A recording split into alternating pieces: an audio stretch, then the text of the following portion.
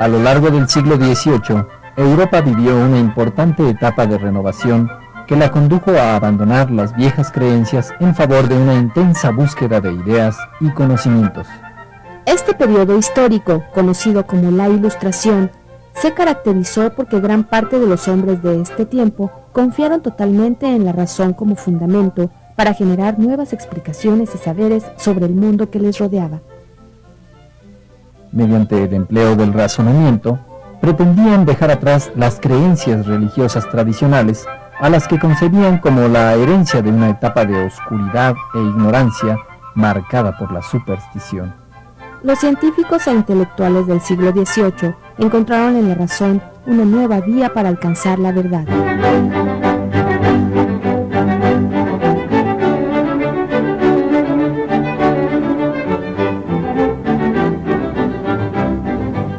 Siglo XVIII, siglo de las luces, de la Ilustración. La luz es el símil, el motivo que cubre este periodo histórico, precisamente porque los científicos y pensadores de aquella época pretendían iluminar con la luz de la razón todas las esferas de la vida del hombre. El conocimiento buscaba entonces sustentarse con argumentos, haciendo a un lado las creencias tradicionales y las leyendas. Los científicos y pensadores ilustrados confiaron de manera absoluta en el poder de la razón y en la idea de que era posible para el hombre trazar un camino donde el progreso ilimitado fuera una constante. Razón y progreso se erigieron en valores fundamentales, valores que marcaron toda una época en el desarrollo de las ciencias y las humanidades en el continente europeo. Ejemplos célebres de este periodo histórico son la Enciclopedia, de los franceses Denis Diderot y Jean de Lambert, y el Teatro Crítico Universal del fraile español Jerónimo de Feijoo. Ambas obras, profusas en su contenido, reunían gran parte de los conocimientos de su tiempo. Fue este precisamente uno de los rasgos característicos de los intelectuales de aquella época: tratar de sistematizar el conocimiento humano bajo el criterio de que tales saberes pudieran ser utilizados por el mayor número de hombres. De esta manera rechazaron atribuir los sucesos del mundo a la acción de las fuerzas divinas y abordaron la empresa de establecer una serie de razonamientos que les ayudaran a comprender los fenómenos que les rodeaban. En el siglo XVIII, rindieron frutos los progresos logrados en la ciencia durante el período barroco, y se inició un acelerado desarrollo de la técnica que encontraría, algunos años después, su punto culminante en la Revolución Industrial. La influencia de la Ilustración se extendió a todas las ramas de la vida humana, desde la filosofía y las ciencias hasta la política. Asimismo, se propagó prácticamente por todo el continente europeo, pero tuvo especial resonancia en Francia e Inglaterra, donde animaron este movimiento intelectuales tan importantes como Juan Jacobo Rousseau y David Hume. Las luces de la razón no brillaron de igual forma en todas las naciones. En algunos casos, sus destellos enfrentaron densas sombras provenientes del pasado.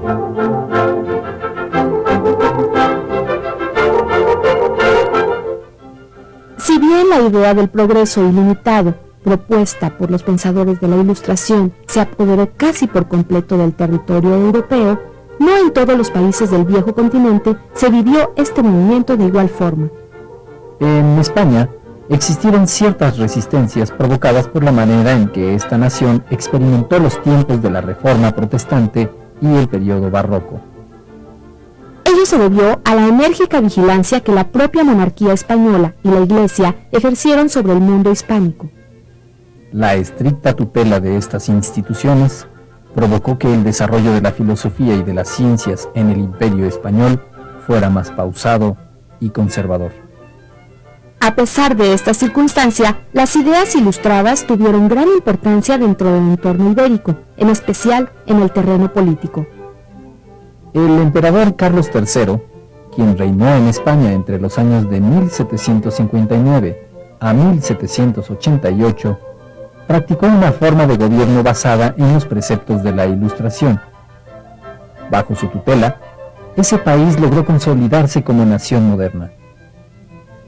A la forma de gobierno que practicó Carlos III se le conoce con el nombre de despotismo ilustrado, y a las reformas que impulsó como reformas borbónicas, precisamente porque el monarca se apellidaba Borbón. El despotismo ilustrado se caracterizó por ser el gobierno absoluto de un monarca que buscaba mejorar las condiciones de su país. Para conseguirlo, tomaba como guía los conocimientos científicos y filosóficos de la Ilustración. Uno de los problemas del despotismo ilustrado fue su afán de imponer a sus súbditos un solo criterio y una ley ciega que muchas veces se olvidaba de la realidad. En el caso específico de España, Carlos III se valió de esta forma de gobierno para reducir el poder de la Iglesia y reforzar el del rey. Su estrategia fue particularmente significativa si se considera el poder que la Iglesia Católica ejerció sobre este país en los tiempos de la Reforma. El régimen de Carlos III promovió importantes reformas económicas, sociales y políticas que condujeron a España a un periodo de auge. Estos cambios recibieron el nombre de reformas borbónicas, por ser ese su apellido.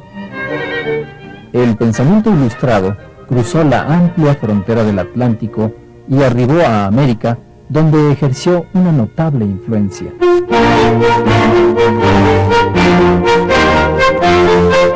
Aquellas ideas llegaron a México a través de los españoles, quienes las compartieron con los habitantes de nuestro país. Aquí, los conceptos de la Ilustración adquirieron un matiz propio y su influencia alcanzó a los virreyes que la gobernaron a partir de 1766. En ese entonces, México era una colonia de España y su situación política dependía en gran parte de las decisiones tomadas desde el país europeo. Para México, conocido en aquel entonces también como la Nueva España, el siglo XVIII fue un siglo de contrastes, donde se registraron importantes progresos y se agudizaron los conflictos que posteriormente provocarían la independencia. En los campos de la instrucción pública, las ciencias y las artes se vivieron adelantos significativos. El gobierno virreinal invirtió grandes sumas de dinero en el fomento a las ciencias naturales, la química y la mineralogía. Este progreso se debió a la labor desempeñada por los reyes españoles a partir de Carlos III. El impulso al conocimiento, claramente influenciado por las ideas de la Ilustración, transformó de manera significativa la vida en México. Alejandro von Humboldt describiría en 1803 de la siguiente manera el paisaje de la ciudad capital. Ninguna ciudad del nuevo continente, sin exceptuar las de los Estados Unidos, presenta establecimientos científicos tan grandes y sólidos como la Ciudad de México.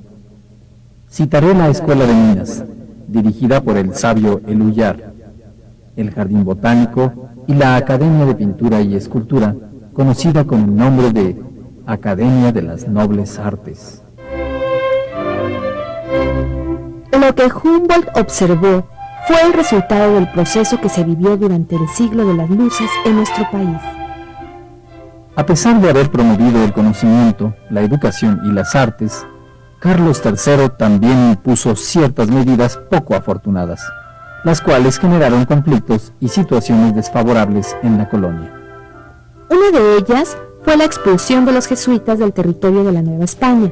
En consecuencia, abandonaron nuestro país destacados intelectuales. Entre aquellos brillantes jesuitas se encontraban Diego José Abad, considerado como el latinista más ilustre que ha tenido México, Francisco Javier Clavijero, autor de la Historia Antigua de México, y Francisco Javier Alegre, quien tradujo la Ilíada. Otra decisión poco afortunada de Carlos III consistió en negar a quienes habían nacido en América la posibilidad de obtener puestos importantes dentro del gobierno virreinal. Esta determinación privó a la población originaria de la Nueva España de la oportunidad de adquirir una experiencia que bien pudo haberse aplicado en beneficio tanto de la colonia como del Imperio Ibérico. Ambas disposiciones reflejan uno de los errores cometidos por el régimen del despotismo ilustrado. En su afán de ceñirse a las ideas de la Ilustración, esta forma de gobierno olvidó en ocasiones la realidad, sobre todo cuando la realidad no coincidía con las ideas de los gobernantes. Los problemas políticos se extendieron también al terreno económico. Los recursos extraídos de México fueron desperdiciados por España, que se limitó a actuar como puente de paso para las materias primas y el oro que recibía de nuestro país, y cuyo destino final eran otras naciones de Europa, como Francia, Inglaterra, Holanda o Austria. En lugar de impulsar el desarrollo de la industria y el comercio, España simplemente explotaba los recursos naturales provenientes del Nuevo Mundo.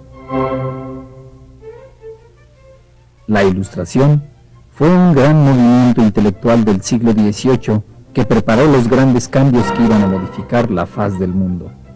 Representó la puerta de entrada a una nueva época donde la razón y el progreso se consolidaron como piezas fundamentales de la sociedad. Lo paradójico es que aquellas ideas sirvieron para dos fines encontrados: el encumbramiento de un régimen como el despotismo ilustrado y el impulso a la eterna búsqueda de la libertad por parte de los hombres, impulso que encontró frutos en sucesos tan relevantes como la Revolución Francesa, la independencia de los Estados Unidos y la independencia de México.